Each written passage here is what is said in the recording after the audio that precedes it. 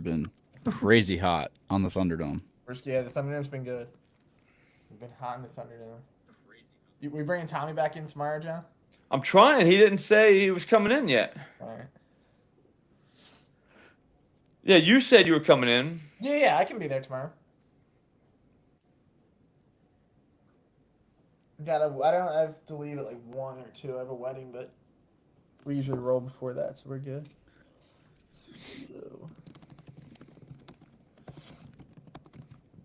Dude, sure. I forgot to tell you, Threads is fun, but it is crazy hell. Like, if you missed one parlay on Threads, it's so different than Twitter. Dude. Oh God, it's just... dude. I don't even go on Threads, bro. Like, it's they get so mad. Hang on 1 second.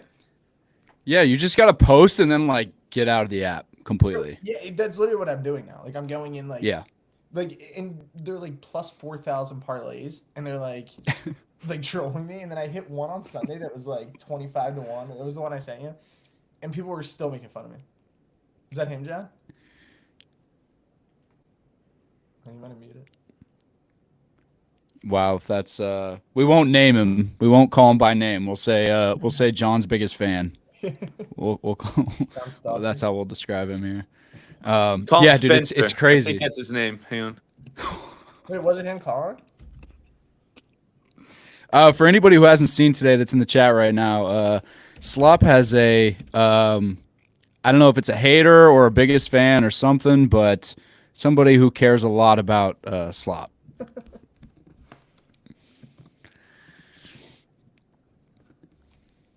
But clearly he hadn't checked Slop's picket because the dude stacks units. Let me get my last minute props in here, boys. We'll let the chat get active here.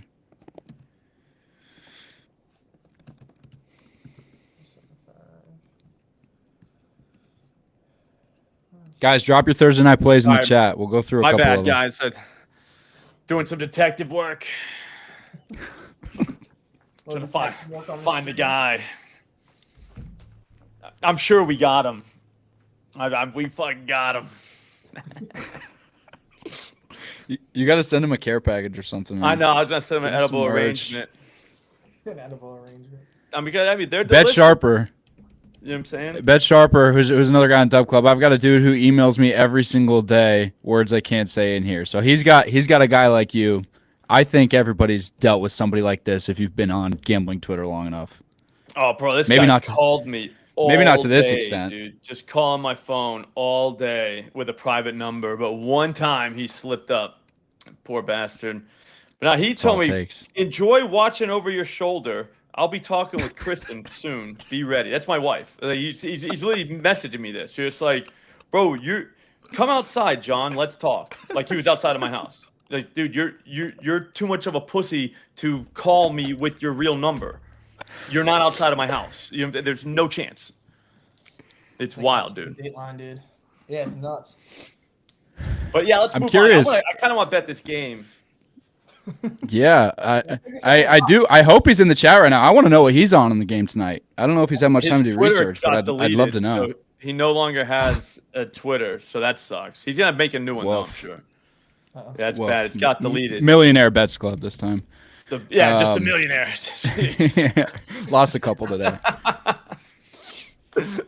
All right, well, the chat's popping here. We got some people in here. We got Thursday Night Football. We got some college games. We got a big slate this weekend. Maybe the best college football slate of the year. I mean, last weekend was pretty sick, but matchups are great this weekend. Fellas, Slop, I was just in your stream. Obviously, it was a little bit of a distraction, but I know you've got an SGP tonight. I know you had some props you were looking at. What do you have for us tonight? All right, so SGP-wise, I'll be honest with you. I'm kind of like not loving the vibes because there's literally everything's in play. Like everybody's in play. There's nothing that these teams you can point to and be like, all right, they stopped this or they stopped that. The Seahawks don't really stop anything. So if you want to run, you can. If you want to throw to your tight end, you can. If you want to use your number one, you can. And if you want to throw screen passes all night, you can do that too. And the 49ers do all that shit. And they're like probably the worst team that you could possibly play in a situation like that because like which guy are you going with? but I will say I think it's Kittle somehow. So it's 50 plus receiving yards. I used the 30% boost on that, so it's plus 125. So there is that. But I also put him in my SGP. So it's Kittle, 4+ receptions. Zach Charbonnet, 2+ receptions. Nobody's going to see that coming. And then Jordan Mason, 100+ rushing yards. I'm pretty sure that's where I want to go. I like the Charbonnet play. I mean, Kenneth Walker keeps getting hurt. He's obviously electric and super explosive, but yeah, Charbonnet's a bruiser. And did you see the way they used him last week? Was Walker was on the field a lot more, right? But Charbonnet came in. It's almost like telling him, "Hey, we're about to throw to that guy." Do you know what I mean? Like when he comes on the field, you're just like, dude, like this guy's getting so many targets. He's barely out there, but when he's out there, they target him. So hopefully that keeps up. The Niners do give it up to running backs in the receiving game, so there is that. There's that possibility. 2 catches, dude. Like you know what I'm saying? Like you didn't have to get yards. Just get 2 catches, fall down, dude. We're done. Mm-hmm. And then Kittle's probably getting 4. The only one that's like a maybe is the Mason one, but I bet you they try to run it, dude. I mean a lot of games. For one, the Seahawks have played like 3 games, their 3rd game in 11 days. So like their run defense is probably not going to be great, I would think, but. They got a bunch of starters out too. Byron Murphy, their rookie stud that they took in the first round, is hurt. They got a bunch of guys injured tonight, so they couldn't stop the run against the Giants. I mean, they had 2 backups running all over them last week, so I couldn't agree with you more. What are you doing, Perez? I'm cooking up some plays. I got it. I was looking at my parlay. Just put up an article on Odds Checker if you guys want to check it out. Got a little 3-legger going. So we got DK over 66.5, Debo anytime touchdown, and Jackson Smith and Jigma over 46.5. So JSN cashed me out that big touchdown parlay last week. So now he's going to be in all my parlays. That like buys you into parlays for a couple weeks. So what a sweat that was too. Oh my God. At the end, right? And right at the end. Phillies were still alive. That was game 2, so I was so locked into that game that I didn't even see it happen live.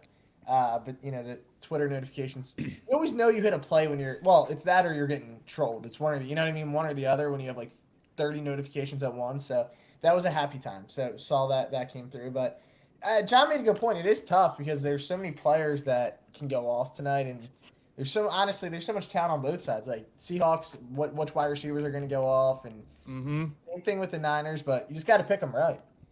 Yeah. My thing though, Matt, what if the Niners run game works and they can just eat the clock? Like those are so like whenever you got like multiple guys on the other side, you're just like, dude, give him the damn ball back. Like hurry up. You know what I mean? Like you're taking forever. When you have props, there is nothing worse than those like methodical 9-minute drives that it's it's 3rd and 1 every time. And you're just like, and they get it. Oh no, 4th and 2. Right. Here's their 3rd, 4th down conversion on this drive. You're like, dude, you gotta be joking me, man. Like, is this even legal? I want a game like the Seahawks Lions because that game was fun. So many parlays hit that night. Everyone's overs hit. That's just what will make it fun tonight. Yeah, those are nice, fun games. Last Thursday, everybody cashed last Thursday. Yeah, that was fun. But yeah, I hope we get points in this game. I mean, Seattle's offense has been able to move the ball, and San Francisco's an interesting team. It's kind of crazy. They're 2-3, right? I was looking this morning, and but I mean, Debo and Kittle out for a couple games. CMC obviously out. I do have a little tidbit for you guys. Today is Geno Smith's birthday, and they are wearing the throwback jerseys. They perform very well in the throwback jerseys. I like the throwback one. There's jerseys they should wear every week, but it's like It should be the main jersey, but not even close. Jersey, but yeah, Geno Smith's birthday. So do what you will with that. Yeah.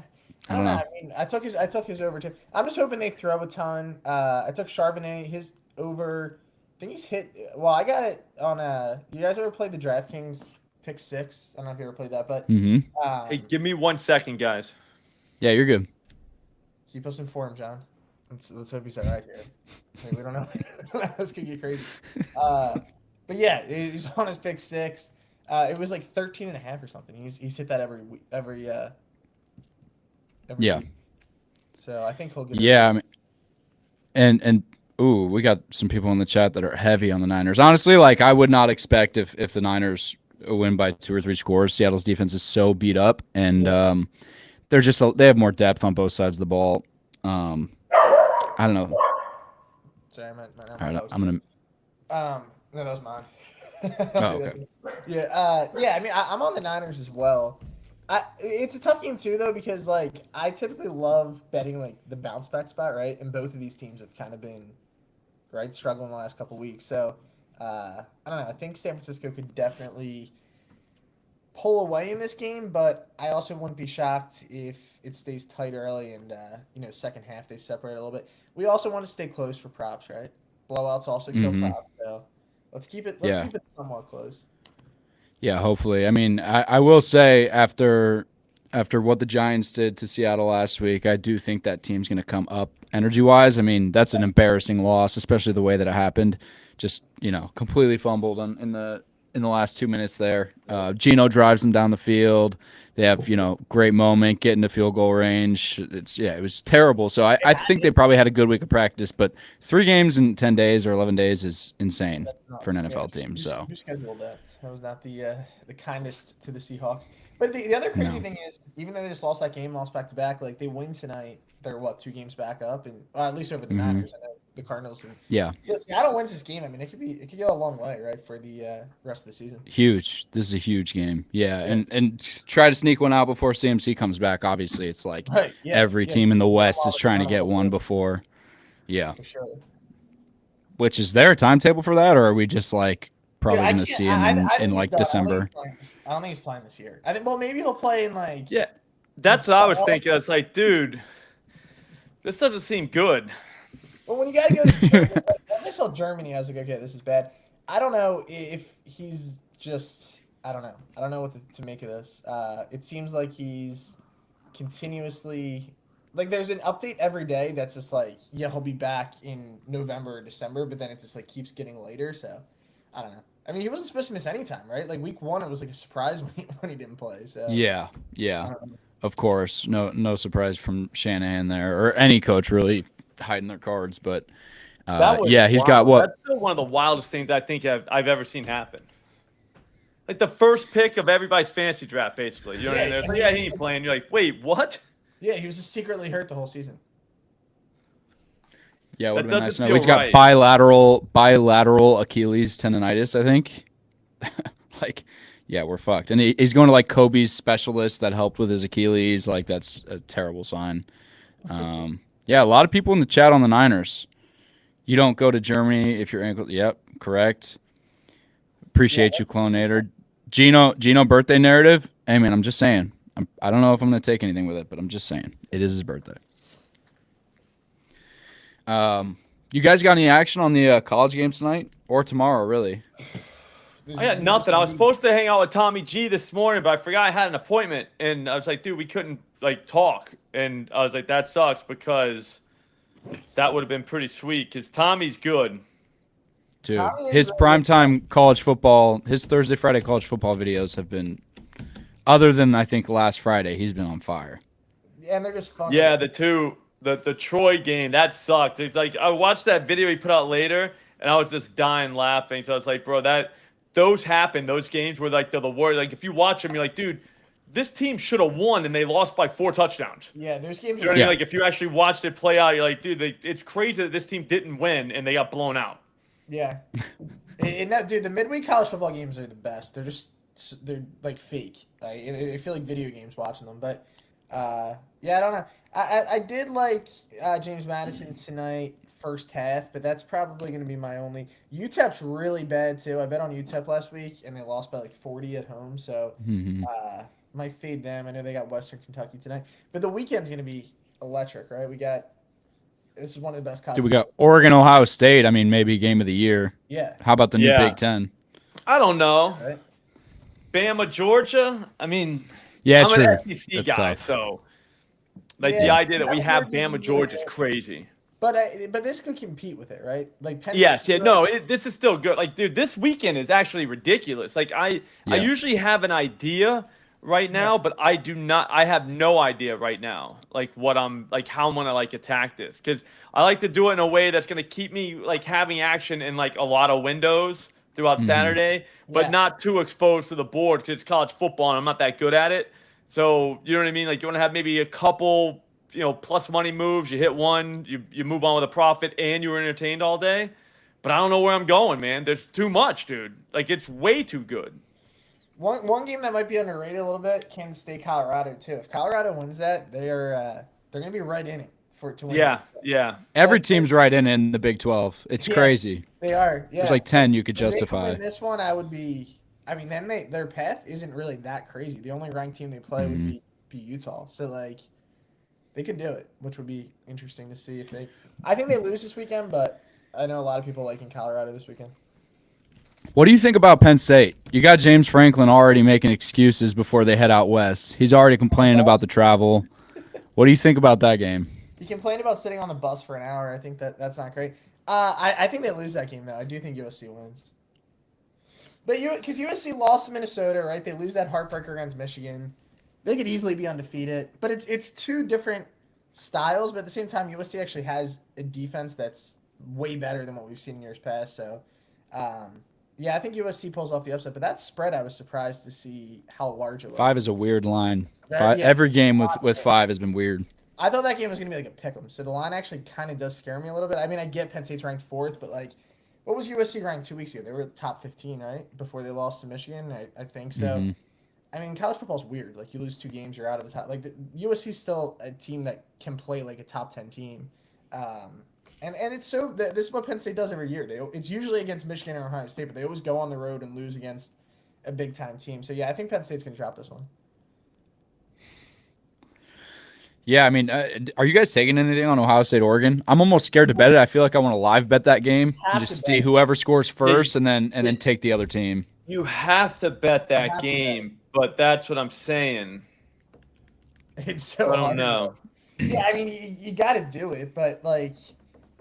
I mean, you can make the case either way, right? Maybe we just bet the over and have fun, but then again, these two teams, Ohio State probably is the best defense in college football. So, I mean, you're going up against an Oregon offense, it could be the best. So, I don't know. Well, I'm going to find something in that game, but I've been so undecided with the side.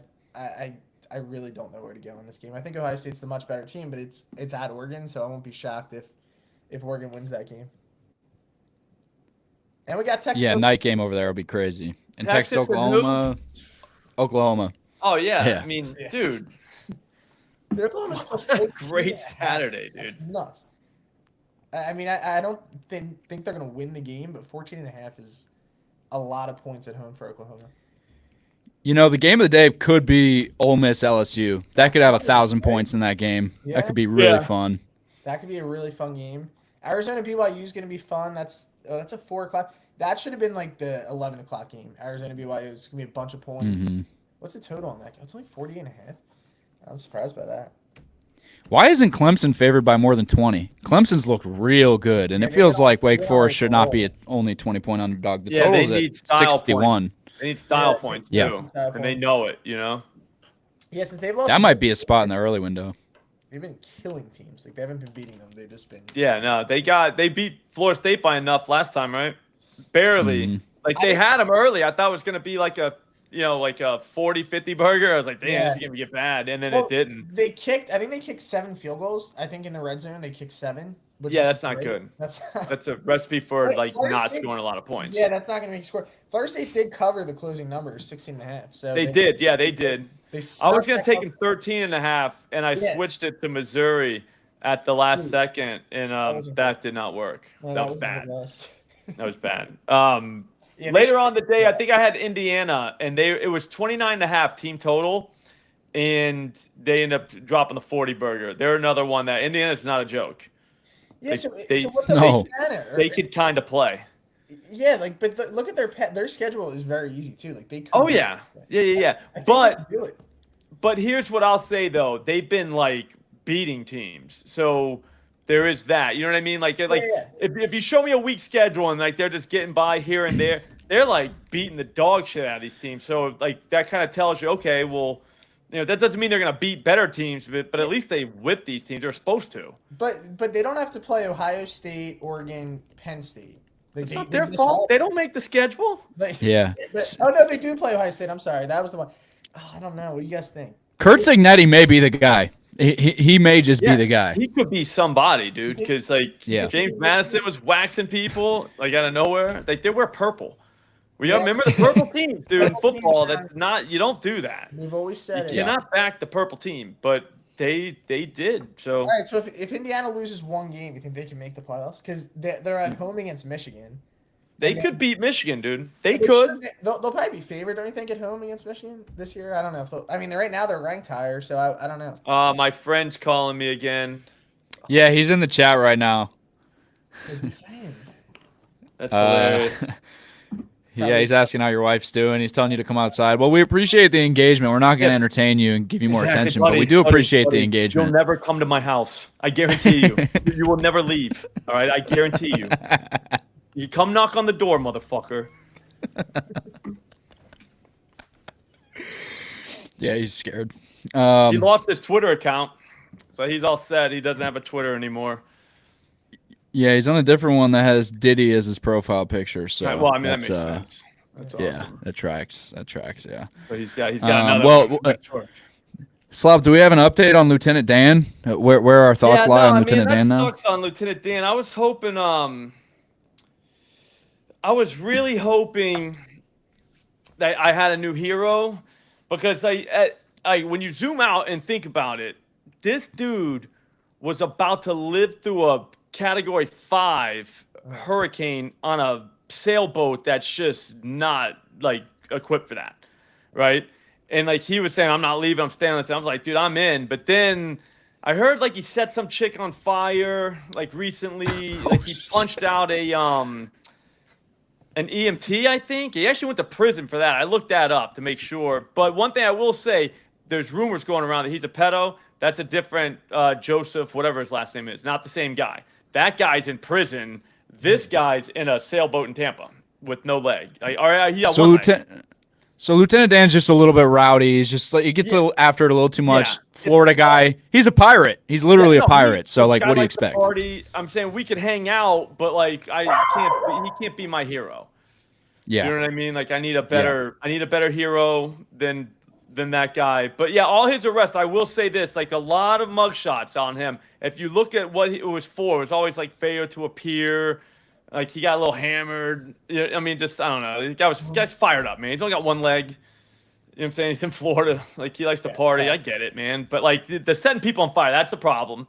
Probably don't do that. And also, if like law enforcement comes to help you out, I don't know what happened. Maybe like he got drunk and fell out of his wheelchair or something. They were trying to like get him back in or something like that, and like he punched the EMT. I was like, damn, dude, like that's some down bad behavior. You gotta stop doing that. Yeah. But yeah, so like I'm just ready. He's definitely reached like dirtbag status, which like I said, I'd still hang out with dirtbags. Some of my friends are dirtbags. It's fine, but not gonna be a hero. I'm telling you, not today. That sucks, man. Yeah. Yeah, that was devastating. But I mean, shout out to him surviving on a soft top like that. Like that's crazy. That's Dude, like a dinghy. That is essentially amazing. Oh well, we do have a couple chats asking about baseball tonight. There we go. Ooh, baseball. Or hockey. Everybody, people are asking for both. If you guys got anything else, my hockey leg died quick last night. I had the Penguins as the first leg. I looked in the second period; it was 4-0. So we're gonna come back with a revenge hockey late tonight. Yeah, that baseball. I took the tough. What do you think? I don't know. I don't even know if I want to bet on it, dude. It's so scary. Like Playoff it just feels terrifying. Yeah, which sorry for how things are going It's for the Phils right now. Pitch, like, well, yesterday you could feel that, right? Like every inning the Mets to the bases, like that was like we're probably gonna lose. But even watching like other, I don't know, like betting playoff baseball, it's just every pitch matters so much more than when you normally bet baseball. You kind of just. I feel like most people don't even watch the games when they bet baseball, to be honest. They probably just No, it's like they're good for home runs, but like in the playoffs, it's very difficult for a home run. It's not the same. That's the other thing that's crazy. It's like it shows like what I don't know. Maybe it's pressure or the pitchers get more locked in, but it's the only team that I feel like that's been last night they didn't, but the Padres series. Like other than that, Phillies couldn't hit. They forgot how to hit. Guardians. Cleveland can't score. Yeah, they just can't score. That's awesome. Like I want to bet Cleveland tonight, but I'm like they're probably not going to score. So that no, dude, Detroit, bro. You think they just close it out? You think so? Dude, Barry tonight. I can't wait. Yeah, I have a hot take with that. Like, I love when I feel like this is happening too much though lately. Like more so in college sports, but like I just feel like if the Tigers make the World Series, it's gonna be like a TCU Georgia. You know what I mean? Or like last year Washington. Yeah, but It's that one fun. guy that took him to win the pennant, like a grand to pay 600 G's, he'll win, and I'm rooting for that guy. Well, I didn't even know that ticket was that. All right. Yeah, some dude. Everyone's telling him to cash out. They were giving him like 35K to cash out. Probably more now, but like that's a real thought because I'm not a cash out guy. I'll never cash out, but a grand to get 35, like. Dude, I'm cashing that out right. But here's the thing though, Matt. You didn't bet that though. Yeah, to make 35K because 600K is there. They're up 2-1. That's true. One series away. Like if they win tonight, they're like 4 games away from me getting making 600K. 600K. So you know what I'm saying? Like I'm sure they're gonna. You know what I'm saying? Like it's not gonna be 35. It's probably more right now. Yeah, that cash out's going way up. Yeah. But I'm just saying, like, I'm so not a cash out guy ever. But then when you start talking about real money, like, because I'm not cash out on like 100 and they're gonna give me 700 instead of the 4K. I'm like, dude, I'll just give me 4K. You know what I mean? But yeah. What's the minimum cash out for you? What would the number have to be? I don't know. That's what I'm saying. I guess that's what I'm trying to say, Alex. Is that's what we're gonna try. We're gonna figure it out. Through this guy, like vicariously. Yeah. Because it has really made me think like, damn, dude, like. You see 100K on that button. You see six figures on that little button right there. Because to be honest, when you put that bet in, there was no chance you were like, I'll probably get 100K out of this. You know what I mean? Like you. This was just a flyer to show your friends. Maybe if they got near the playoffs, like that kind of thing. This was never about money for you. He's got to be a Tigers fan too, right? It had to be. Yeah. I'm sure he is. Who else would do that? It was on Bleacher Report. Okay. They picked it up, so they're going to keep showing it, I'm sure, especially if they win today. Hopefully they do win, man. I would love to see Barry to keep playing because I don't think Jackson, like we're missing all the Jacksons are pretty much gone now. We just got one left. Now we still got Barry though, and if he can keep playing, that would be sweet. Yeah, it should be a good series. I don't know if they do have to face the Yankees though. I think it'll end poorly. They could beat the Royals, I believe, but I don't know, guys. I think the magic ends if they have to play the Yankees. But I want them to beat the Guardians at this point because I'm not betting on Cleveland again. Bet on them yesterday. They didn't score a run, so that was sad. What about the Mets? Are you guys looking at the Mets in the next series? They're gonna win the whole thing, dude. They're magic. Yeah, they're magic. I'm telling you, you can't really beat magic. Because there's no other explanation, dude. Like the weird home runs, they were dead in the water. Pete Alonso hits a home run? Like really? Pete was hot. Yeah, Pete had a couple opposite field. I mean, he was the one who put them in it. Yeah, that's what I'm saying. Against the Brewers, Matt. Like top of the ninth, he's up, 2 guys on, runner in scoring position. The at bat matters, and he hits it over the fence. And you and they're not magic. Like they're magic. No, because that never happens. They have the feel of like that I have watching the Phillies 2 years ago, like that. Like you can just tell, like they're a team that gets in and they just keep winning. I don't know. I think I kind of want Yankees Mets World Series. I know that's like everyone hates the New York teams. A little Subway Series. That'd be sick. That'd be so fun though. Yeah, or give me Dodgers Yankees. I don't know. I like the big market teams matching up. I think it's better for baseball. I wouldn't want to see like a Tiger. I don't know if I want to see like Tigers Mets. I don't want to see Barry, dude. Barry against the Mets. I mean, they're fun. Like Tigers are fun. I get it, but Riley Green, he's fun. Stories getting in, and then the championship games are terrible. So they got Tariq. They do. I mean, they're kind of fun. It's kind of all they have. I mean, that's the other thing that's kind of crazy how they keep winning. They have one. Yeah. Like they have one pitcher, and then they don't even have like a number 2. They just throw a bunch. No, they just got that guy and Barry. I mean, he could win them 2 games in his 7 games. Maybe he pitches 3. I don't know. Who knows? Yeah, you could probably pitch 3. He could throw 3. If anybody could do it, it'd be him. It would be him. Yes, I agree with that. Slop, you got bowling tonight? Yeah, man, I can't wait. All right, so they did something to the pins where they don't slide on the bottom anymore. So scores are supposed to be going up, and the oil patterns are more consistent. So I've gotten better. I'm up to like 205 for the average, which is good. But some of the other guys have gotten like it's helped them too. And one guy's at 199, and this other Tim White, he's nasty. And then this other dude Corey, he's at 228. He's only bowled one series though, so 3 games total. But it was a really good series, so he's averaging 228. If he keeps it up, I ain't catching 228. So I'm in trouble. I'm fighting. I'm not giving up. But yeah. What's the what? So is it? So the scoring is average. Your whole league. You look at the average at the end of the year, and that's the winner. So I just go for personal. I go for average. Because I want high average, high series, high game, scratch. That's what I want. Like for the end of the season. So that way you can kind of flex on everybody because there's nothing. That's the Triple Crown. You know what I mean? Mm-hmm. But this could be the first year in 3 years that I do not win the Triple Crown. Like, it's a team thing. There's four guys on each team. All that and that's huge. We've won it once, but man, it's a tough league to win. Man, these guys are champions. Everybody is. Yeah. So it's tough. You're making me want to bet on this. Talking about averages and lines. Dude, this feels like something I need. The bowling league is electric. The most electric league there is. Uh-oh, Spencer's calling me back. Spencer, what's up, buddy? You're going to run out of minutes, dude. I know. You're going to run out of minutes. You don't want to lose your new Twitter account, your Meek Mill account, bud. You want to lose that one, too. Not the diddler. I know. All right, fellas, you got anything else for me for this weekend, or should we tap it out here? Touchdown score before we leave for tonight. So I took Kittle. It's Kittle, right? Now you're gonna make me bet Kittle. I feel like I have everyone's props tonight except Kittle, so a big Kittle game would hurt me. So I'll Spencer. Is he calling you again? Spencer he ain't got nothing to do, man. Spencer, who's your first touchdown? Who's your first touchdown scorer? Spencer, put in the chat. Yeah. I'll tell it. I'm gonna go DK because I just traded for him in fantasy football. Okay.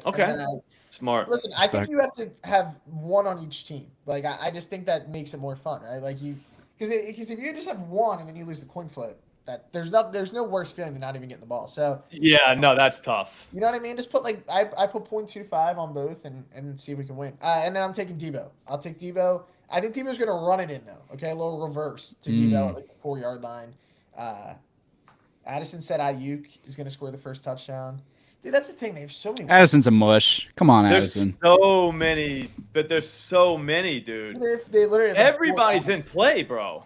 Yeah, Jawan Jennings. That's a guy. Yeah, he could just go get one, dude. Rock could just sneak it in. Like there's 6 guys that if they score first tonight, I would not be surprised.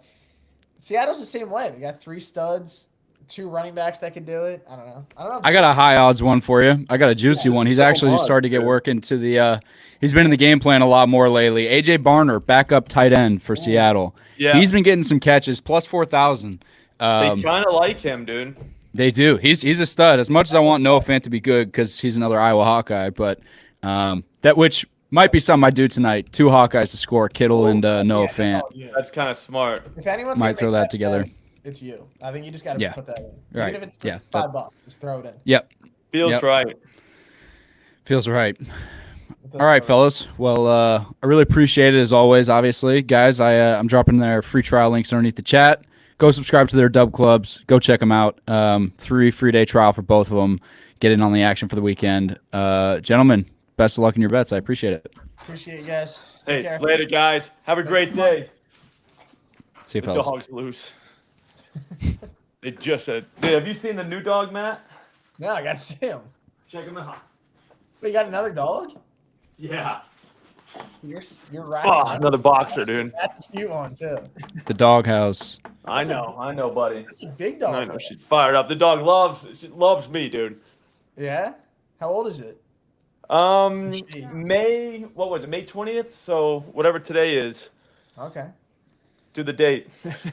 Born on May 20th. That's a big puppy, though. Yeah. Yeah, no, she's getting big paws, dude. She doesn't like to listen. Not a lot of listening going on. Likes to eat. Definitely likes to eat, so it's fun. I love. Yeah, I could easily hang out with. And likes to bark. So yeah, we're working, man. She's learning, but not as quick as I want. But what are you gonna do? Yeah, can't do anything about that. Yeah, it's fine, dude. It'll all work out probably. All right, fellas. Well, let's make some money. All right. Let's do it. I'll see you in the morning, Matt. Yep. Later, Alex. See you, sure. Yep. See you guys. All right, guys. In 15 minutes, I got some absolute dogs coming on the stream. So stick around with me for a little bit. Might pause it to go to the bathroom real quick because your boy has been sitting in this room for a good 2.5, 3 hours, and I've been drinking a lot of water and coffee. I do got some chats I want to address here. Addison talking shit about the Seahawks. Honestly, I agree with you, dude. Their defense is so banged up. If you get destroyed by the Giants, you're not a good football team. That just is what it is. Hopefully we can turn things around tonight. I believe in Geno. It's Geno Smith's birthday, so wish him a happy birthday. But yeah, I mean, it's probably the Niners. 3.5. I never like those lines. If I do anything, I'm buying a point or a half point. Miller time locks. Kyle Juszczyk, first touchdown score. I kind of like that. I think I'm going to stick with AJ Barner. I might just hammer it because that was what my gut said. And I don't know. Last time I gave a first touchdown score with my gut, it was Jake Bobo, and it cashed at like plus 2,500. So I'm going to ride Barner tonight. All right, what else we got other than Slop's biggest fan commenting in here? Pete Weber or John Heislop? Yeah, dude. Who do you think you are? He is. Purdy first touchdown score? Come on, dude. You know that's not the play. All right. Let me tweet these links out real quick, guys.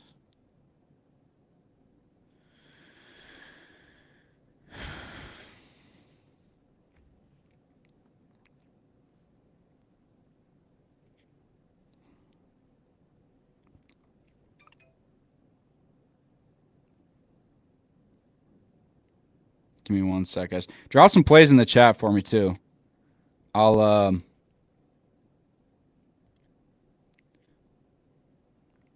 see what you got. Honestly, give me a parlay. Give me a same game parlay. I got to use my no sweat. I don't know if I'm going to tail Slop tonight. He hit last week, but this game feels weird. So give me some SGPs because I got my no sweat on both FanDuel and DK. Even though they're limiting my bonus bets now, I'm not even good at sports betting, and you're limiting me. You're just like, what a terrible company. Don't you want more of my money?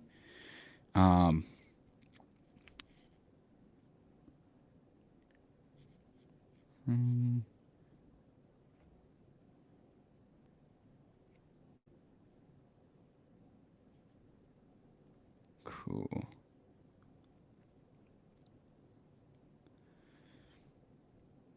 Yeah, guys, here in a couple minutes, we've got two absolute beasts joining the stream. We got Doug Kazarian, who's as seasoned as it gets in this industry. The dude is sharp as hell. Super smart, super well connected. Very interesting guy. If you don't listen to his plays, listen to his stories because the guy is just super interesting. And then obviously we've had him on here before, Albert, analytics capper, about as sharp as it gets. The dude has been on fire as well. I've actually been personally tailing him, so I'll shout him out when he gets in here.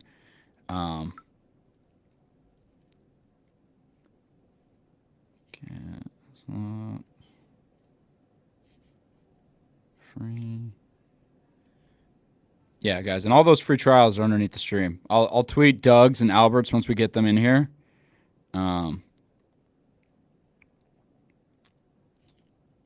Sweet.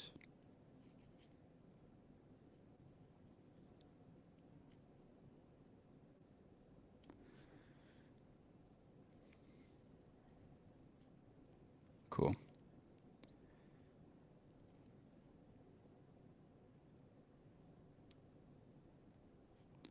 All right, I just got the craziest text ever from Albert. Albert said he's 5 minutes from home, just hit balls with Bryson DeChambeau. That's insane.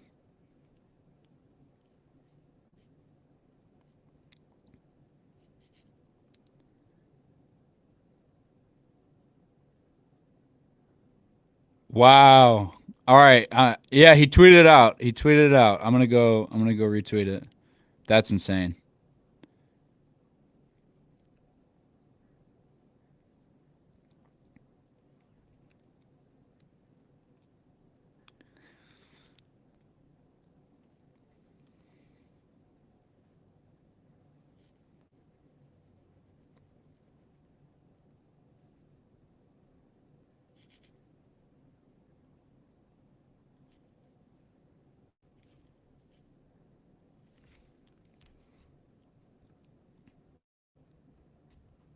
That's so cool.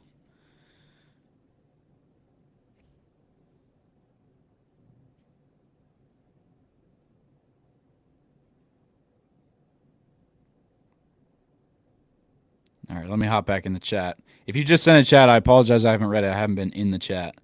It doesn't let you like have it dynamically on the actual browser. Elon, if you're listening, I ask you this every single week. Elon, if you're listening, please fix your chat, fix your live streaming service. You told us it would be a big boost in the algorithm to use your live streaming, and so we followed the rules, and we need your product to be a little bit better, my guy. I know you're focused on the election, but we need some help with the product. Oh,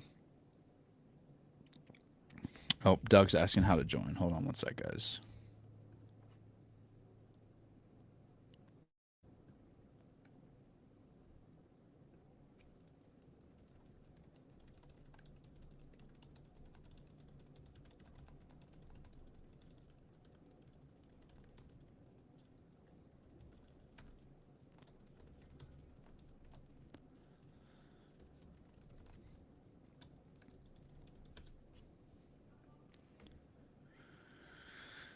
All right, Doug is jumping in here now. Albert is playing golf with Bryson DeChambeau, so he is coming on. He was just a little bit late, but that is I'll give him a pass for that one because I don't know how many opportunities you're going to get to play golf with Bryson DeChambeau. If he told me that 2 or 3 years ago, I would have been like, how cringy was he? How annoying was he? But I don't know if anybody's made a bigger 180 in public opinion in sports world than Bryson DeChambeau. So shout out him. It's Gino. Gino first touchdown, 35-1. So are you taking Purdy and Gino as both of your first touchdown scorers?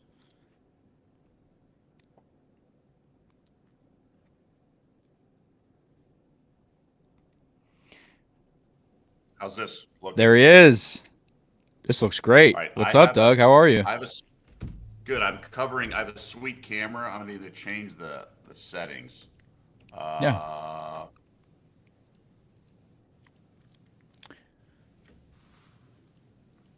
You turn off the camera or you can't switch the camera. All right, let me leave and then switch the camera. Yeah. Yep. Now you just took Gino and Seattle to win. That's bold, my boy.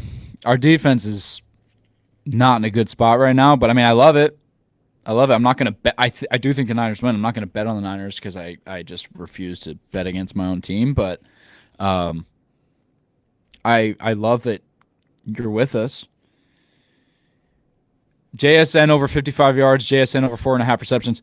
Dude, JSN's target share is up. Lockett has come up big in some big moments. Obviously, JSN had the touchdown at the end of the game last year, but JSN has been performing and running some incredible routes. His degree of separation is awesome. He's been coming out of the slot, obviously, and he just looks so good. It's very cool. This is obviously not comparable. Don't rip on me in the chat, please, guys. But when they went from Brett Favre to Aaron Rodgers, stay with me, okay? Chill out.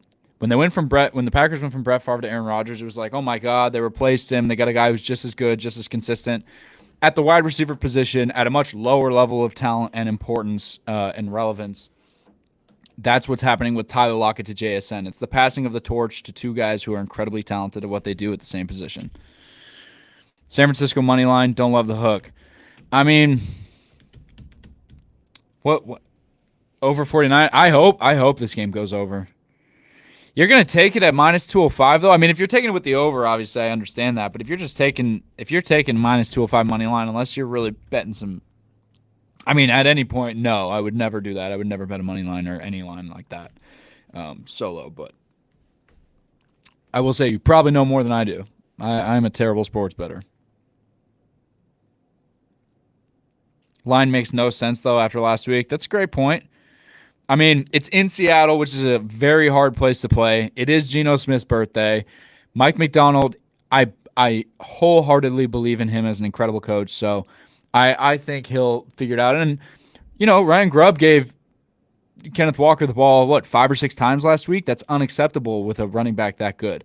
Might have been battling some injuries that they just weren't, you know, I know they talked about it, but it wasn't as substantial. His practice schedule looked completely normal. So, but you can't be a quality offensive coordinator in the NFL against, a worse team than you that you can potentially get a push on and run the ball with your stud running back 5 or 6 times. Like, that's just unacceptable. There he is. Sweet. Dude, How's this? Looks great. Looks awesome. Right. See how the quality of the camera changed? A lot better. Significantly better. Yeah. Okay. I'm shocked that I figured this out as quickly as I did, because it's funny is we use Riverside. I use it for all these other cameras around the studio. I never use the laptop, but this works well. Oh, okay. Do you always join as the host too? Like, it's a little bit different. Right. I set it up. I have all these cameras. So usually Riverside's for multiple people. We just use different cameras for Riverside. And everybody's on the same. Yeah. Got it. So you built out its own network of the devices themselves. Interesting.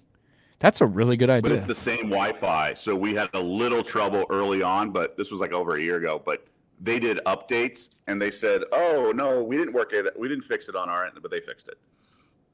Of course. But they didn't tell us that they were fixing it, and they said it was perfect from day one. Anyways, thank you for doing this. Sorry. So what had happened is the email invite was our info account, which I have access to, but I don't normally check it. So that's why it was on that calendar. Got it. All the instructions, not my personal, whatever. Got it. I'll get your other email for the next time then. All good. All good, dude. Which, at first I was like, Albert, you're going to be late to this thing. Like, come on, man. And then he sends us a text in that group chat. He's hitting balls with Bryson DeChambeau. It's like, all right, man, that's an acceptable excuse. You can be a little bit late for that one. Right. That's insane. Good for him. That's really cool. But regardless of his fun adventures, I have an absolute legend on stream, and Albert will join us eventually. But Doug, you are a legend of the space. I think a lot of the old guard knows exactly who you are and has seen your face everywhere. Some of these internet folks like myself are not as familiar with you. I would love if you could give a quick intro on some of your history in this space and some of the things that you do now and just how it's all wrapping up and now you're forming like kind of the legacy sports betting media with the new age of things. Right.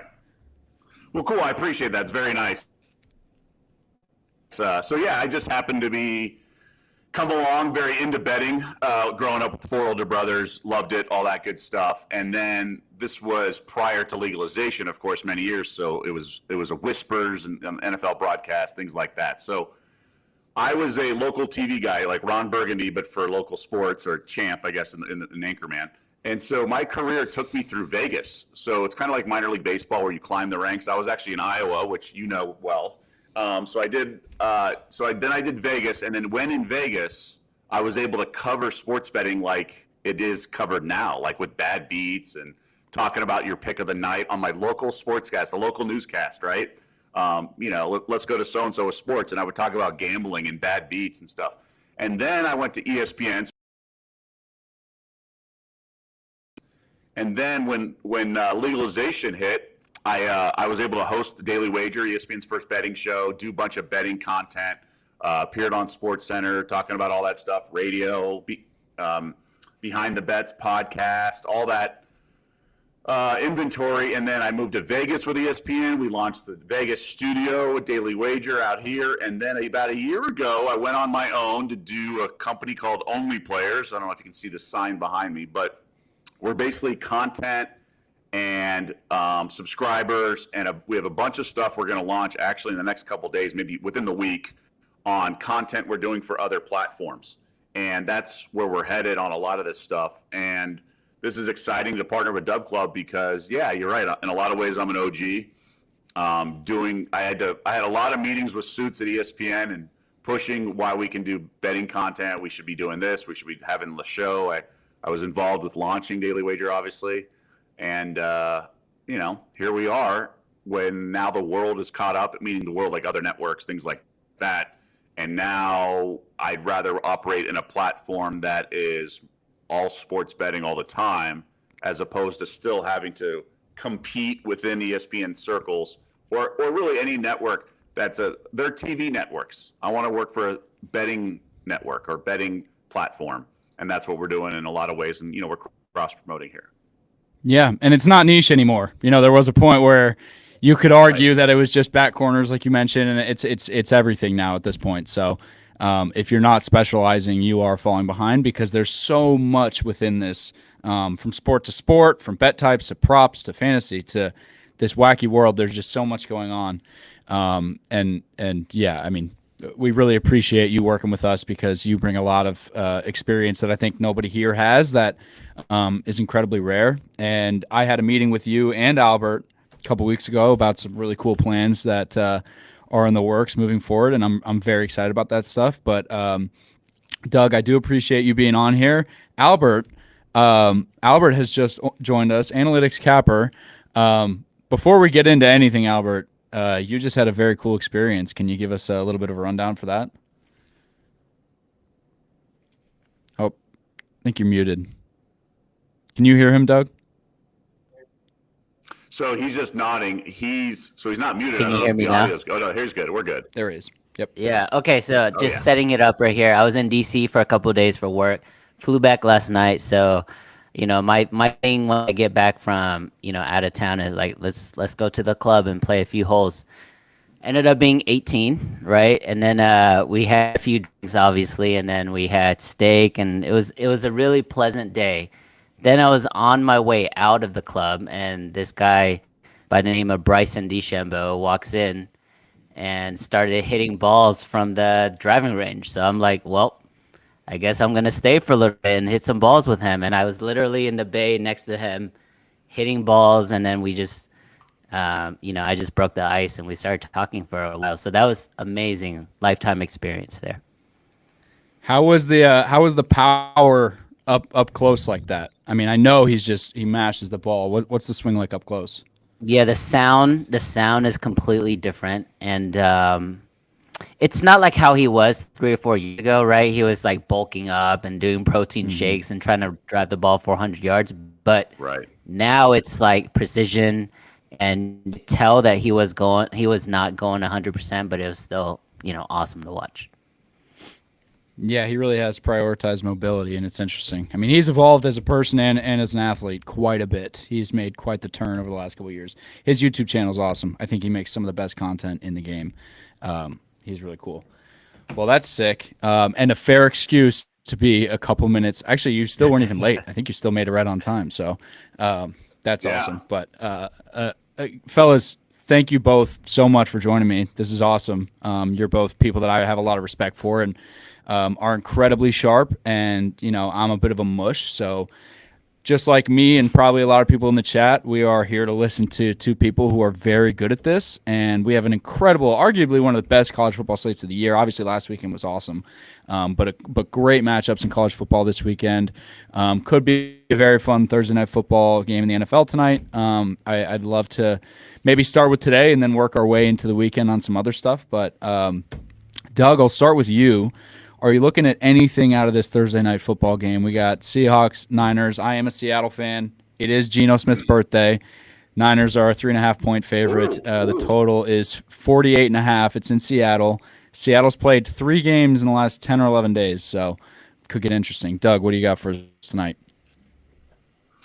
I feel like I have to change my handicap now knowing it's Geno Smith's birthday. Really, really tough handicap in a lot of ways.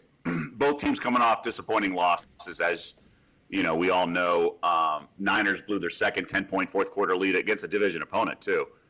I would say I'm mad at myself for sleeping on this tough scheduling spot that Seattle was last week, right? Short week, and then you get the Giants off the extended rest, and then the Seahawks with a young coaching staff conceded that they may have overlooked their opponent. I was impressed with Seattle against Detroit, but as we all know in NFL betting, and this is really the case for all handicapping, all sports, is that no team is going to play the same, the best, or worst week to week, right? You can't have recency bias. And we know this from being on air and doing anything we do in these. The hardest thing to do in our business is to have your best show back-to-back days. Like, so much of it is circumstantial, right? The way, whatever the content is that day, who you're on air with, things like that. There's an ebb and flow to sports as well, and that's why teams can look like world beaters one week, and that's why Cleveland Browns got money last week, because everyone thinks there's going to be a regression to the mean. So with that being said, I think it's like, how does this match up? You mentioned the 3 games in 11 days. I think the coaching staff not knowing how to prepare for that. When we saw that a couple of weeks ago with the Patriots, right? New coaching staff. You go overtime on Sunday, short week, and that's the best the Jets have ever looked when they faced that garbage New England team. And so that skewed our opinion of the Jets. So I guess this is a roundabout way of my saying there's a lot of moving parts. I agree with the line move from 3 to 3.5. I lean under. I do, especially with division opponents. But again, how familiar are you when there's been a coaching staff change on the Seahawks side? So it's not a fun bet, but I am looking at under more than anything. I like the Niners. I agree that they should be the division favorites, but they're getting a free pass on a lot of things. Let's not overlook the Super Bowl hangover component. And, they have a backup kicker. They lost their kicker last week. And there's a little bit of marathon versus sprint. Like, I don't know if they're up for all these games. The only one we saw them kind of up for was that New England game. Yeah, beating down on an inferior opponent, which I think they definitely overlooked Arizona, which they shouldn't have because Arizona has looked pretty decent in the first couple weeks. I think everybody's saying, well, they didn't have Kittle, they didn't have Debo for a couple games. CMC's been out all year. We don't know what his timeline looks like. And you're right, they are getting a pass, but you only get so much of that in the NFL. It's a very short leash. So we'll see. I don't hate the underplay. Seattle's a very hard place to play, and even though their defense is banged up, Mike McDonald's a good coach. And as much as they blew the lead, and I want to hear Albert's opinion on this because he's always got a really interesting take, is they also had a blocked field goal return for a touchdown. It's not like they were completely blowing them out before getting shut out in the second half thanks to losing their kicker. They caught breaks in the first half, so this was not going to be a blowout from the start or anything like the Patriots game was per se. Yeah, on that note, Doug, I actually think the market is overvaluing the 49ers. I think they're still a great team, and I think when healthy and when, all the variables are in their favor, I think they're set up to win the NFC. I'm not going to discount that by any means. But on the road, short week, a week where everybody expects them to bounce back against a Seattle team that now has lost 2 in a row, including a really bad one to the, Daniel Jones and the Giants. I actually think it's a Seattle play. I don't have anything official right now. I think it's Seattle or nothing for me. The total is a little interesting, Doug, because it is a short week. It's a Thursday. We know these games tend to fall to the under, right? But have the books adjusted? And then the other question is, why is it so high? 48.5, the really high number for a divisional game on a Thursday night. So that kind of scares me. Doug made some really, really great points. The 49ers scored on a punt block, so maybe you get another special teams or a defensive touchdown tonight. A lot of weird things always happen in Seattle, especially at night, right, in that stadium. It's not called CenturyLink anymore, but it's still really hard to play in. But to me, it's a Seattle play. I didn't know it was Gino's birthday, but I still think that top to bottom on a neutral field, I think Seattle, I wouldn't even say youth exuberance, but more of their ignorance from a coaching perspective. They don't have trends that Pete Carroll and that staff had for the last 10 years, right? They are coming into this new, and I think they can use that to their advantage in terms of the element of surprise against Shanahan. My favorite play is not only maybe Seattle, but I love Seattle in the second half. I think Kyle Shanahan kind of turtles in the second half, becomes very conservative in the second half, especially with a lead. I like Seattle to kind of throw the kitchen sink in that second half because they don't want to lose 3 straight games. Love that. And at home in prime time, they will be up. Yeah, I really like the second half play, actually. I didn't even consider that. Well, great perspective from both of you. I appreciate that, fellas. Are we looking at any Thursday night college football before we move on? Are we looking at any of these games, any leans, anything that sticks out to you guys? Man, I'm back and forth on a couple of these games. On paper, I liked Coastal +9. I agree with the line move, but there's some other metrics that think James Madison can open up a can. It was a look-ahead spot last week for James Madison, and that's why I think they're going to be a better version of themselves tonight. For me, it's Madison or pass, but maybe you can catch – Albert touched about second half. There's always, I always look at the closing line or the days before kickoff as the first timeout. So every other timeout between quarters, halftime, are just going to be another opportunities. And knowing how these games, I mean, just think about how crazy live wagering is, or how crazy we all are for betting on these games, right? All these sports are played a different way at the end of the game, right? Hockey, last couple minutes, goalies are pulled. Baseball, different strategy, home team has huge advantage. Basketball, you have the chucking of the threes, you have fouling, intentional fouling. Football, you have preventive. So we're betting on how these teams stack up for like the first 95% of the game, and then the last 5 minutes impacts all of us at the end. So knowing that and the value of a 7 or a 3 in college football and NFL, like there's going to be times where I think you can get 6.5 if you like the favorite, or 9.5, 10.5. Just the other, you talk about the Giants Seahawks game last week. Seahawks scored first. It was 7-0. I think the live line was 10.5 at that point. Imagine that. And then it was all Giants the whole way. And that Seahawks touchdown, what's questionable, is the 100-yard fumble return. So I think we'll be able to get under 7, and that's what I'm hoping to get in the live market with James Madison, get 6.5 or better, because I do think it's going to be one of those situations where it comes into play. And I think the only negative is you never get it and you have FOMO, but that's okay. There's a million other things to bet on. If you never get that, trust me, I got FOMO since day one, before it was even called FOMO. I understood it.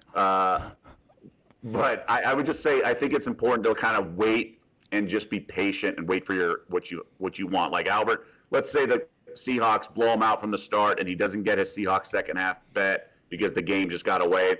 It's okay. We live to fight another day. I think more times than not, it's going to be better if you have a certain angle going into a game to just be patient. Yeah, and we're hitting the sports equinox too. You go ahead, Albert. Yeah, no. So my game. So I agree with everything Doug said in terms of the analysis. Say the side I actually differ on. I actually like Coastal Carolina in this game. There's a couple reasons, right? James Madison has dominated this head-to-head matchup. I think they've only played 2 times in the past, but they basically ran circles around him, right? The quarterback threw for 300 yards each game. I think they had 47 points 2 years ago, 56 points last year. Like, they've dominated this defense. But this is a different passing attack for James Madison with Barnett, right? They barely had 250 yards last week against ULM. I think Coastal Carolina, if this is not a game you're going to get up for, right? You've already lost to them 2 straight years. I know it's on the road. I like it. We talk about key numbers when it comes to football all the time. From 9 to 7.5 is not like a big red flag to me. I think it's a move that it's going to attract people more to James Madison, but I'm going to stick with it with Coastal Carolina. Yeah, I mean, and there's remnants of Signetti in that locker room. I mean, this might be a different JMU team, but it will be a very fun game. I think so. Total at 60.5. I think it'll just be a fun watch. So yeah, okay. Well, I know you guys had a couple games you wanted to get to. I think I know Albert, you want to talk Liberty, but before we get to that, I think we should talk about the WNBA Finals. Incredible matchup tonight. Liberty are right now a 6.5 point favorite, opened at 5.5. Total is at 160.5. Doug, I know you want to touch this game. What do you got for us? Yeah, I love the WNBA. For those that don't know, I've been betting it for several years, not just this year with Caitlin Clark sort of injecting attention and popularity. I've been murdering this year. Playoffs are always different than the regular season. I would say this: if you don't have a wager or anything, I have the links at 13-1. If you don't have a future, I think there is value on the underdog here. I would bet Nafisa Collier, their best player, at MVP before I would bet the Lynx for the series. There's no path for the Lynx to win without her being the MVP, and she's not going to win it in a losing effort. ESPN bet us plus 300. So I think that's the best number out there in the market if you don't have any action. I do think it's going to be tough for game 1. I think the Liberty win tonight. That's why there's a tax. That's why I got steamed from 5.5 to 6.5. I would kind of stay away from the side. Just quick turnaround. You have a big game 5 win on Tuesday. They're waiting. They're rested. And I think they're mature enough that the Liberty will be like, they know they haven't accomplished anything, just even though they took down the 2-time defending champs in the previous round. So I think they're going to be all business. Now, with that being said, I do like the over a little bit. I like the over first half the most. I think if the Lynx run out of gas, it's going to be in the second half. And so the over first half for me is the right play. But I do love some props. some with some big payouts. So first things first, there's a girl named Bridget Carlton who's like a wing shooter for the Lynx. It's just a bad matchup for the Liberty. Over 10.5 plus 100 is a good play. So I like that in terms of props, but that's not fun. Like we want payouts, right? Brianna Stewart to lead the game in assists is 9-1. I think there's a path there in game one, because if the Lynx hit a wall like they could with the short turnaround and travel, then Courtney Williams, the point guard for Minnesota, may not get a bunch. They may not score that much, right? And they've changed their starter lineup. New York has. So there's one of these matchups this year where she had 8 assists and tied for the lead in assists, Brianna Stewart. So at 9-1, I wouldn't bet it at 6-1. Like, it's one of those things. Then I have some series bets. Tonight, this is another fun one. Plus 190. Both teams to score in the first minute. How about that, huh? A 1 minute. You talk about nerfies. This is even better. Both teams to score. So the Liberty want to score before the Lynx set up their half-court defense, because they're like the best defensive team in the league. So the Liberty can score quickly. And then Minnesota moves as well. Like, they haven't, like, Courtney Williams will shoot a mid-range shot. So it's actually happened. Like, I would have made this almost even money. So plus 190 is fun. I just don't know if you can do a same-game parlay with other stuff and how it's connected. So maybe you can parlay it with the NFL. But I like, my favorite bet tonight is to the series being exactly 2-1 in New York's favor after 3 games. That's even money. So New York to win 2 of the first 3 games. It can go in any order, but I think they'll be up 2-1 after 3 games. So it's either 2-0 going to Minnesota. Minnesota's a huge favorite. Now you got the Lynx at even money, or it's 1-1 and you got New York at even money, something like that. So I think that's the best play. Jonquel Jones is 25-1 to be the finals MVP. I think that's worth it, but I wouldn't bet it 15-1 like it is Caesars. And I think that's it. I've emptied the chamber there. Yeah, Doug. I mean, that's those are great. You probably were the only person who's upset about all the attention the WNBA is getting, because all these lines are a little bit they're paying more attention to these lines. You were probably getting insane value before this year. I'm sure that yeah. But the popularity, you're now getting all these prop bets. Now, we got them, I think, last year in the finals, but all during the regular season, you were not getting this attention. So, yeah, Angel Reese rebound, like all this stuff, you're now getting like the 4th best starters, points, rebounds, plus assists you were never getting. So I've been able, and I live in Vegas, to go sneak into some kiosks and make some bets here and there and fly under the radar where you weren't before. And the payouts have been nice. And, of course, you always have to stick and move and bob and weave and some stuff, but it's been a nice surprise this year to have that sort of opportunity to hit some of these like plus 900, plus 1100 kind of things. Yeah, plays that only come up if you're really paying attention. You opened up the Pandora's box because you're talking to 2 guys who actually love the WNBA. I already made a lot of money on the Lynx, right? I had them to make the finals. I had them to beat the Sun in Game 5 by 11 to 20 points. That was plus 300. Like, it's been really great. But I actually think the Liberty is going to sweep them. I don't know if Doug agrees with that or not. He's on the 2-1. But I think the Liberty, from their motivation, their focus, the Lynx's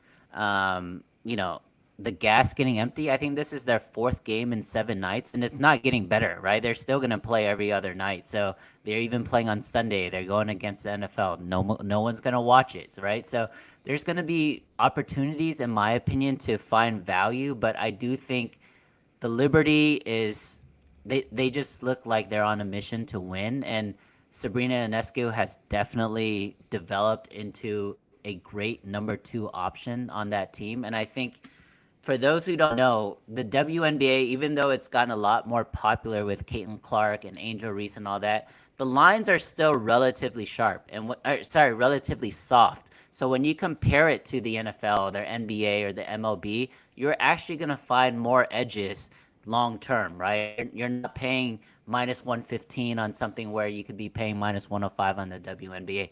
All of that matters when you add it all up. I do like Liberty to win the first game, but my first favorite bet for game 1 is going to be Liberty first half minus 3.5, and it's a very simple read. I think the Lynx are happy to be here, right? They just beat the Sun, who was a grueling 5-game series. It was a defensive battle in some aspects of that series, and now they have to travel on the road to New York, who's been rested. There's always going to be the rest versus rust conversation, but I think the Liberty is focused and they're super, super, motivated to get this win. And I think they're going to blow them out in game 1.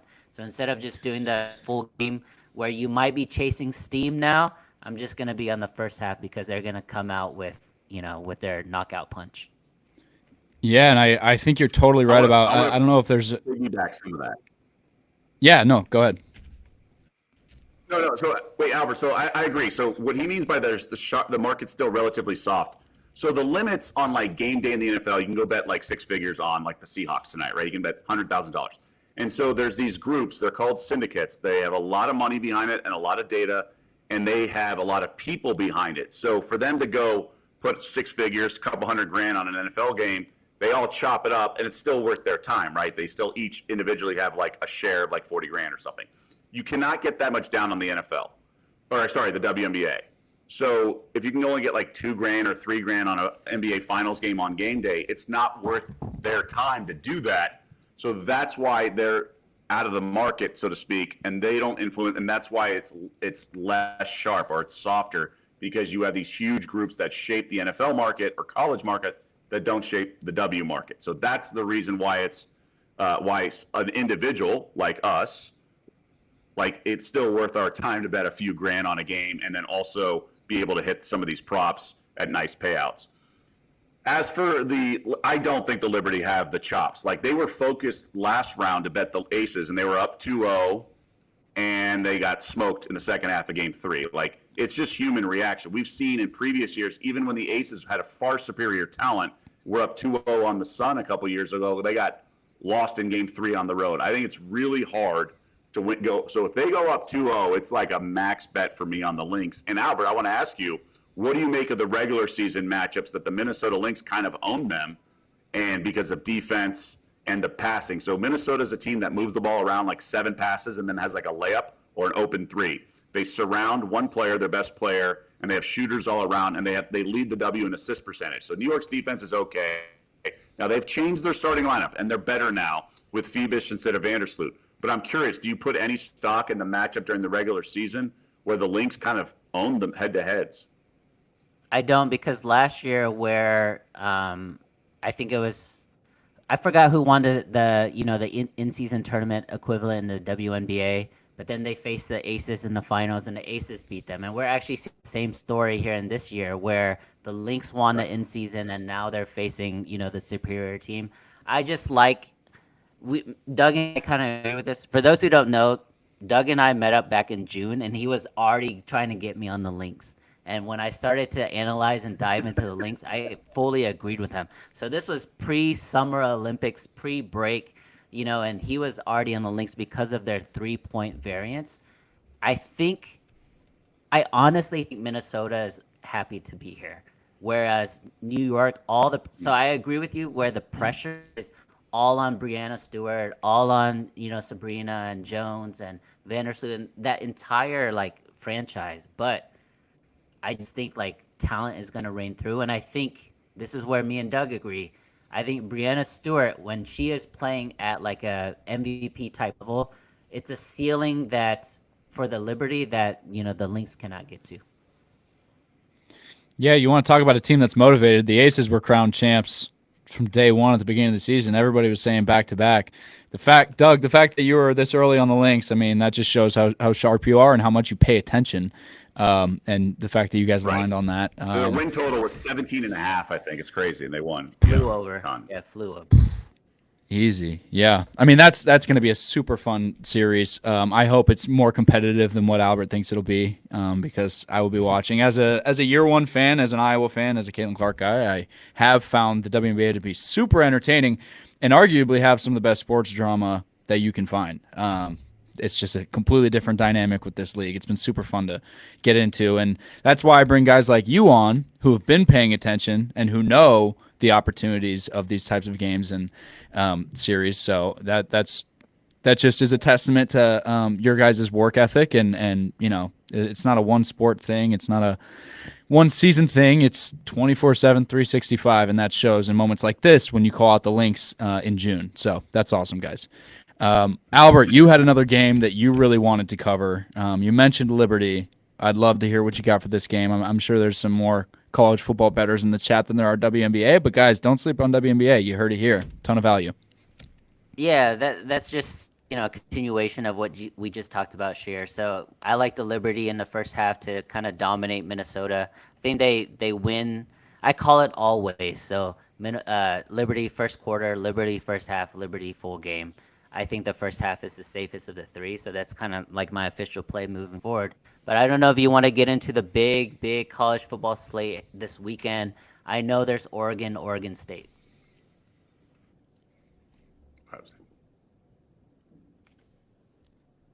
Did we lose him? Yeah, his mic went. Now you're back. His mic icon came up. I'm here. No, so what? Yeah, do you just want me to jump into it, Sheer?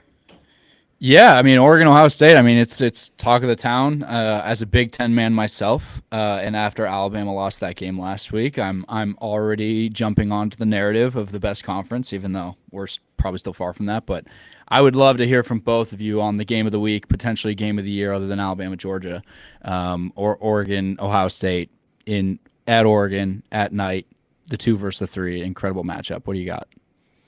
The game of the year might be Texas, Georgia, by the way, in a couple weeks. But I'll say I like Oregon, man. I think they have, in my opinion, the deeper team. I know it's hard to say when you're thinking about all the 5 stars and 4 stars on Ohio State, but from a situational and against the spread perspective, Oregon's only 1-4 this year, whereas Ohio State is 3-2. You obviously expect teams to play better than what they're expected, right, from an ATS perspective, but Oregon hasn't. And I think they've been kind of gearing up and shaping for this game at home against the premier Big Ten team while they are in the Big Ten for the first time, right? So I like Oregon. Oregon's very similar to the Seattle Seahawks. A lot of weird things happen there, especially in night games.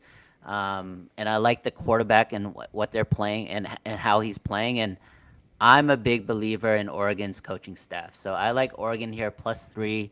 And again, for those who don't know, if I'm on a dog, I'm also going to sprinkle the money line. So if I like Oregon +3, I'm also going to like them to win straight up as well. Yeah, home dogs. And I think you're right. Other than Gabriel's red zone picks, which last week that was tough. But other than that, I think you're completely right. They have not opened that playbook up. If you're watching these games, they have had a very limited script, and it does seem like they've been saving some stuff up their sleeve for this game. And you're right. If you're gonna take the dog and it's a home dog, sprinkle on the money line. I'm totally with you. Doug, you got anything on this game? Anything that stands out to you? Yeah, so I had a feeling we'd see 2.5. I know some sharp guys that were waiting to bet Ohio State at 2.5. I think all the value above 3 made sense. I do agree that eye test, it's like, oh, you got to bet Ohio State. Oregon's been playing with fire. They barely beat Boise State. You got special teams, all this stuff. But you're not playing the game a month ago. We haven't seen their best version, and I agree with what Albert was saying along those lines. And it's tough place to play. Look, the Buckeyes have experience going to the big house and some other, but Autzon's different. First year in conference play is difficult. We saw that last year in the Big 12. We saw that in hoops for Big 12 as well, going to BYU and going to some of these venues. It's a different animal, and this is not the Oregon coaching staff of the past. This is Dan Lanning, as Albert was saying. Just, they're much more defensive minded, and Dylan Gabriel has experience in these big games. I just think there's a lot more ways to cover with Oregon than there are more ways to cover with Ohio State. I think Ohio State has to play more air free. And yeah, they've played well. Like they smacked Iowa. They've taken care of their business and they look sharp and polished. But Ryan Day's dropped laid an egg in some big games, particularly against Michigan. But I do think this will be a coin flip game. I'm on Oregon. Like in pick'em leagues, I'm definitely on Oregon. I would not be stunned if Ohio State won and covered. It would be a tough win and give them a lot of credit to eke out a win, kind of like Alabama did. But I think the only side you can bet is the dog here, even if at 2.5 to 2. Yeah, and do you trust Will Howard at the end of the game? I mean, I've been very unimpressed by him. He's surrounded by so much talent and still hasn't done that much to make me excited. If it's tied at the end or close and they got to get in field goal range, I don't know that number. I think you're right. A lot more ways for Oregon to cover. I mean, just looking at it from a 10,000-foot view. Sorry for cutting off, Cheer. Like, Ohio State has dropped 52 points, 56 points, 49, 38, and they just beat Iowa 35-7. They've been amazing, right? And they're only getting 3 points. They're only getting 2.5 in some books heading into Oregon. I think it's a tell that the books expect a very competitive game, obviously, right, within the field goal. But at the same time, it's going to come down in the final 6 minutes of the fourth quarter. It could be where Oregon is down by 9 or 10. They have the ball. Are they going to get that touchdown, right, to get it in the field goal? Or are they going to kick a field goal and then try a onside kick, one of those things, right? So I think it's going to be determined by Oregon's offense at the end of the game. I would much rather have it in Gabriel's hands than Will Howard's, but we'll see if it even gets to that point. I don't know. But all I know is I will be live betting this game. This is a game for me personally that I will be sitting there with my popcorn, a couple adult bevies, and live betting the game because whoever scores first, I'm taking the other team. That's just where I'm going to be for a live bet situation like this. Is there anything else this weekend before? I know you guys, you're busy men. Bunch of games this weekend, a lot to do. Is there any other plays, anything else on the slate that sticks out to you guys before we hop off here that you want to give a lean, a play, anything else before we get going? I do, and I'm not trying to kiss up here, but I really, really, really like Iowa, and it's steamed up to 3, and now it's back down to 1.5. But I think it's a horrendous spot for the Huskies. They just got the big win, and now they have to travel. They got the 9 a.m. body clock kickoff. And this team has been, like, they have a lot of penalties. They've been a little sloppy. I like their coaching staff, and I think they're trending in the right direction, and everything's good. But this Iowa team is better than people realize. They got smoked by Ohio State, but they've played better. I like the over a lot as well. I think we're going to see some points. I think Iowa's just going to be the more buttoned-up team, and it's going to be a kind of a – I mean, look, they got to go to Iowa City from Seattle. It's just going to be one of those wonky situations. They already went to Rutgers. Then they got, look at Michigan kind of collapse, having to travel in the Big Ten, and like we saw that second half collapse. I think it's going to be one of those games where Washington, they'll be like tied or up 3.5, and Hawkeyes are going to win by 7. Iowa's going to run all over them. I think Caleb Johnson might get 3, honestly. I mean, you look at what Iowa did to Minnesota, and then Minnesota goes out and beats USC. The Big Ten is amazing right now. I'm so happy to see where we're at with this conference. But, yeah, I'm all over them. I didn't want to bring it up because I've been saying it so much, and obviously I'm a homer, but couldn't agree with you more. I think we're just more physical, more disciplined, and at home in an environment like that, like you said, body clock, 9 a.m., that's a great spot. But there's a million flat spots. I mean, you can do an hour on all the flat spots. Like, don't you have to bet Kentucky against Vanderbilt? I mean, there's still, as a guy who's been in the conventional media, and I'm going to like media availability on Tuesday, I'm not asking them about Kentucky. I'm asking them questions about last weekend. So the focus, as much as coaches want to yell at them and do your job and all this stuff, Saban's the only guy who got his team to really look ahead and not just rest on their laurels.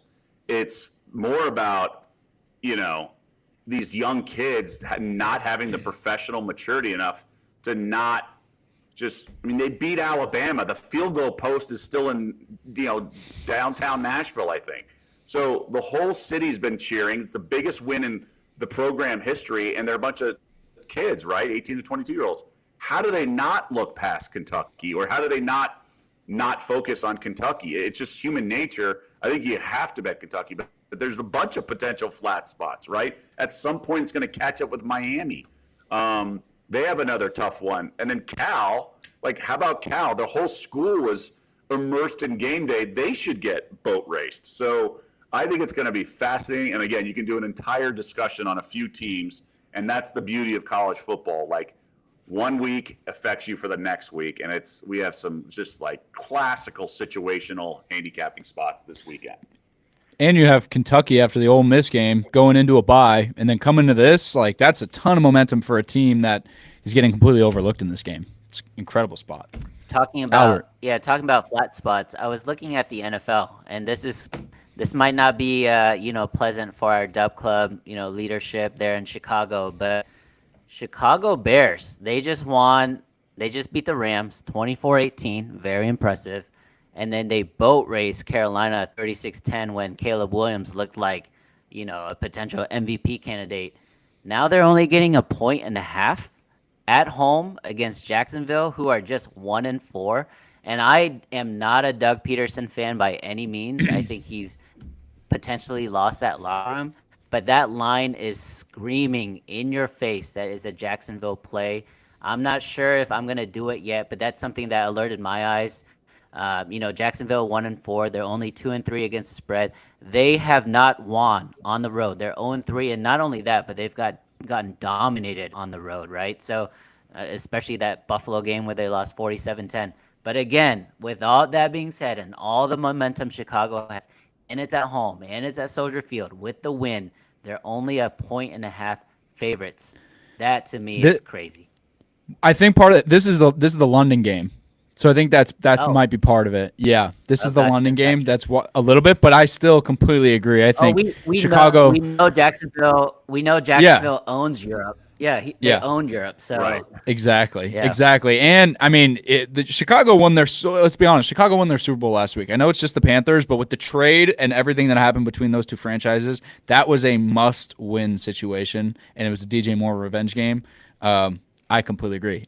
Jacksonville, London. Same thing at this point, but I kind of really like that spot. Actually, Riley Duty is in the chat right now.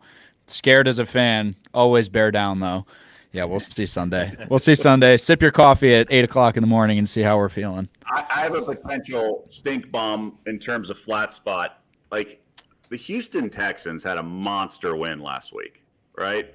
And now they go to little old New England, who's looked like crap since day one. And they have a rookie quarterback. But if anybody who's bet the NFL over the years, rookie QBs making their debut at home way better than rookie QBs making their debut on the road. Week one, Caleb Williams didn't play well, but the Bears came back against the Titans and won. And then obviously Jaden Daniels, that was the only game he didn't look great, and was that first road debut, and then Bo Nix in Seattle. I actually think the points is actually probably the right side. I think Houston plays with fire too much, plays with their food too much. I think they're a little like too much hype for them coming into the season. They've been a frustrating team to bet on. That Bears game, they should have won by 20 and landed 6. They're coming off like the Jags game. Like they didn't take care of their business. They didn't cover. I just think it's a classic situation where they're going to lay flat, have to come back, and they'll win by like 3. I wouldn't be shocked if they lost. I honestly think New England, with a rookie quarterback who has a much higher ceiling than Jacoby Brissett. Brissett couldn't even throw the ball past 10 yards. So with Drake May, you just don't know. It's a wild card. I think the OC is going to be happy to call some plays with a dual threat guy. I think it's going to be one of those things that's going to be kind of annoying for the Texans to play. I think it's going to be one of those weird games. I would just be very careful, like Survivor if you're still alive, or teasers. I just think it's going to be one of those games where it has all the makings of a young team just not showing up the right way on the road. Yeah, and that offense looks completely different without Nico Collins. We saw it a little bit early in the year, but that he is a difference maker. And Joe Mixon's still questionable. That run game doesn't look great. This offense, CJ Stroud is obviously incredible, but when they're missing those pieces, it changes that offense significantly. I didn't even think about that game, but now I'm thinking about that game. I really like that spot, actually. Just I'm not saying bet New England. I'm just saying be careful. Just look at it. Who knows? The fact that it's landing on 7, like Doug said, it's a very scary, proposition for people who are doing money line parlays, people who are doing teasers, 6 point, 6.5 point teasers. So it's definitely, in a scary zone. And although Houston is, I believe they're 4-1. Yeah, they're 4-1. They're only 3-1 against the spread. I mean, it's a very cliche mantra: good team win, great teams cover. But in this case, I think it's actually it's deemed very true, because I like D'Amico Ryans, and I like that coach, and obviously CJ Stroud is a up and coming great quarterback, but they just make too many mistakes from an X's and O's perspective. They're great from vibes and being a player's coach and having the belief and leadership and all the intangibles, but when we get to the X's and O's, I don't think they're good at adjusting. Oh, this team is sending blitzes from the safety on the weak side. Like they don't really make any big adjustments. And that's why Buffalo, I think Josh Allen only converted, you know, completed 33% of his passes. Horrible day. And they ended up almost winning at the end, right? Like they play with their food and they let other teams come in, and being away in New England, you just never know. And one of my favorite things to do in all sports in betting is when a team plays poorly and wins, they usually don't like learn their lesson. They kind of repeat. So what that second half, just like they didn't play that great and they got away with it, I think they're a bet against. It's not, they didn't learn their lesson or anything like that. I mean, the Texans have only, to Albert's point, they've only covered one game this year. So they're a team that is just, you have to learn how to play off wins. Like I bring up the Lions a lot. So the Lions have won and covered 9 straight off a loss. When you're really good on paper and you're young, it's really hard to keep winning. That's why the Chiefs are so impressive, because to get everyone's best shot, have the bullseye on your back, and to keep coming out and performing. Now, do they cover every game? No, but they're undefeated even when they don't play their best. But young teams lay eggs. Like they don't know how to practice and prepare off big wins and with success. We talked about it in college. Like last year, the Lions laid those eggs on Thanksgiving against the Packers, was it, and other stuff. They were great off. So going back 2+ seasons, Lions 9-0 off a loss. Like I like teams like the Texans off a loss that are really good on paper, off a loss in a season that's now, it's not quite NBA load management, but there's only one bye in every week. They all know marathon, not a sprint. We saw Philly last year go, 10-1 and not even win their own division and hit a wall. So a lot of these teams are approaching this sort of easing into the season. And I mean, Cincinnati's done it for years. What are they, 1-11, the weeks 1 and 2 under Zach Taylor? And so I just don't think the Texans are quite professionally mature enough to play well off big wins, continued success. It's really hard to learn how to do that. So that's why the flat spot concept is really applicable. And I think Houston's one of those teams like the Lions that's excellent on paper. So they're going to have a very high power rating, but there's going to be opportunities to bet on them and bet against them. And I think this is definitely not one of the times to bet on. I'm coming off a big win against Buffalo, a measuring stick game. Well, I think I can speak for the chat at this point because I would align myself closer to their knowledge of ball and betting versus you guys and say that I have learned a lot in a very short conversation with both of you. This has been amazing, you guys. Like so many of these perspectives are things that, I've had a lot of people on this stream and you guys have said numerous things that have never been touched. And that speaks to your work ethic in this thing and how long you've both been doing it. And, guys, their free trials are right underneath this stream. You just heard them go through these games. Clearly, these are some of the sharpest people that you can tail, that you can listen to, that you can interact with. Just two great minds in this space. 3 days free for both of them. These links are right underneath the stream. Go in there, try it out, see what it's like. If you're new to DubClub, go in there and get the experience of getting a play directly to your phone and placing it immediately. It is about as fun as it gets when tailing somebody and not having to look through everything and sift. So go check out their trials and tail them this weekend because I know I will be. I will be jumping on those trials and tailing some of the plays from this stream. But Doug, Albert, you guys are awesome. We have to do this again soon. So much valuable information has just been shared. I really appreciate both of you. Thank you. Really fun to be with you guys, man. Let's cash. Let's win more together. Awesome. See you, fellas.